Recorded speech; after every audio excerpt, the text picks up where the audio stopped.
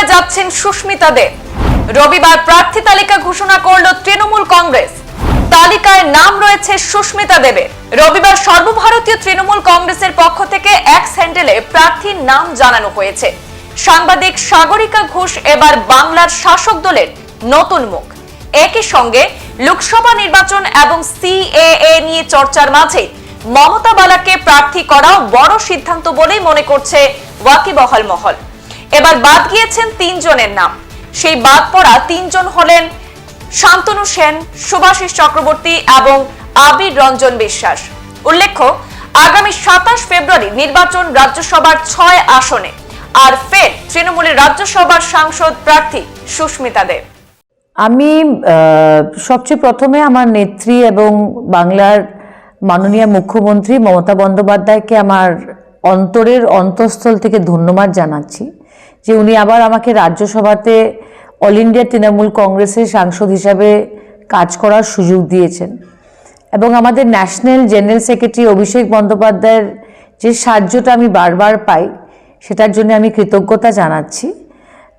এবং বিশেষ ব্যাপারটা হলো যে আমরা দেখতে পেরেছি যে নর্থ ইস্টার্ন স্টেটসের কাউকে বাইরের থেকে রাজ্যসভা হয়তো দুবার কেউ পায়নি। এটা নতুন ইতিহাস। এটার জন্য আমি মমতাদিকে অভিনন্দন এবং ধন্যবাদ জানাচ্ছি। এটা শুধু আমাকে দেননি, কিন্তু সমস্ত নর্থ ইস্টকে একটা উনি ভালো মেসেজ দিয়েছেন। এছাড়া আপনারা দেখতে পেরেছেন যে কয়েক মাস আগে একটা উইমেন্স রিজার্ভেশন বিল পার্লামেন্টে এসছে, কিন্তু মহিলা সশক্তিকরণ এবং মহিলা এমপি দের জন্য রিজার্ভেশন কোন দিন লাগু হবে সেই বিলটা পড়লে পরে এটা বাস্তবায়ন হবে কিনা কেউ বলতে পারবে না। কিন্তু মমতাদি পশ্চিমবঙ্গের শ্রদ্ধা মুখ্যমন্ত্রী উইদাউট রিজার্ভেশন যেভাবে মহিলাদের পার্লামেন্টের ভিতরে এবং বিধানসভাতে সুযোগ করে দিচ্ছেন প্রতিনিধিত্ব করার জন্যে, এটা আমি মনে করি যে একটা নতুন ইতিহাস এবং শেখার মতো। এবারও 4টা সিট ছিল তৃণমূল কংগ্রেসের কাছে। 4টা সিটের মধ্যে থেকে 3টা সিট মহিলাদের দেওয়া হয়েছে।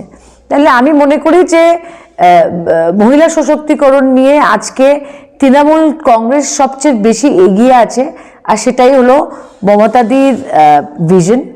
আমি বরাকবাসীকে এবং আসাম রাজ্যের সবাইকে বলতে চাই যে আমি বাংলার থেকে সাংসদ হয়েছি, কিন্তু আমার কর্মভূমি আসাম, আমার জন্মভূমি কাছাড়।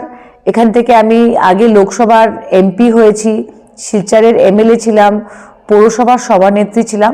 আমি আপনাদের সেবায় সবসময় প্রস্তুত থাকব। আপনাদের যখনই দরকার হবে আমাকে সরাসরি জানাবেন এবং আপনাদের সেবা আমি ডেফিনেটলি করতে থাকব। আর বাংলার যে সমস্যাগুলো রয়েছে সেগুলো নিয়েও আমি আগামী দিনে পার্লামেন্টে লড়াই করব। সংবাদ এই পর্যন্তই। ফিরছি পরবর্তী অন্যান্য আপডেট নিয়ে। ধন্যবাদ।